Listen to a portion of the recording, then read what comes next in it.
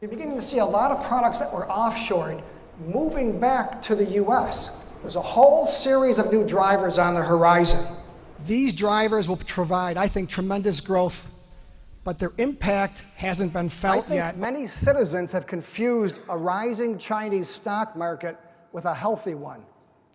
And they've also confused an economic system with a sustainable one. What will happen to the United States economy, to the Canadian economy, and to Mexico economy? If you terminate an agreement like NAFTA, you will severely disrupt these very sophisticated supply chains. As soon as I hung up the phone, it occurred to me I'll be talking about the forecast, and I was here last year talking about the forecast. And for somebody in my business, that could be a risky venture, especially if I was wrong. But there's good news, and that is memories are designed to fade, and I'm hoping you forgot what I said last year. Well, President Xi knows that he has to implement new reforms, otherwise there's bigger problems ahead. So he's walking a tightrope. It's like a high wire act. Too far. The important point here is this: U.S. educational system attracts the best and the brightest in the world. If you then take those people and you educate them, and then you send them back home to compete against us, that's really a failed immigration policy. What they mean, what all this means to the U.S. economy, the global economy, the labor force, unemployment, manufacturing and investment, and importantly, towards the end, I'd like to talk about a number of strategies that we could all implement to enhance competitiveness. If I was to go down the street and survey 5 people and say, what do you think of manufacturing? The vast majority would tell me it's being hollowed out. But it's really not. When you take a look at why manufacturing jobs decline, the real reason is like Russia or Italy have a negative growth rate. So what does that mean? That means there's fewer consumers and there's fewer producers. The U.S. has a positive growth rate, which is really good for the economy moving forward. And much of that's due to immigration.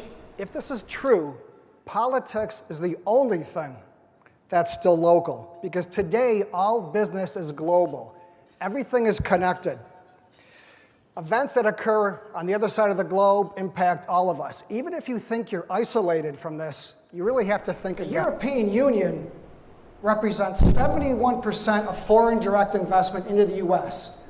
And they're also the destination of 21% of U.S. exports. So any issues in Europe have a huge impact on this side of the Atlantic. In my opinion, the Chinese economic system is not sustainable, and I think the Chinese leadership knows this. And they're doing everything they can to transform from a state-controlled or state-managed system to a market-oriented system. And this is a very, very bumpy road. For those products that just can't be automated, and we're talking about quite a few products, Bangladesh, India, Thailand, Vietnam, a lot of the production that was done in China is moving to those next low-cost producers. It's like, think about this. The southern European countries haven't implemented any legislation to enhance competitiveness in decades. As a result, southern Europe has an unemployment rate which is about twice as high as the north. Emerging markets went through a series for 20 years of reform after reform. That's come to a halt. In fact, protectionism is now on the rise. How important are currency risks? Well, whether you're establishing or investing in a hotel in India, or you're purchasing product, political risk is tremendous, and we're seeing. Well, I'm a real believer in free trade agreements.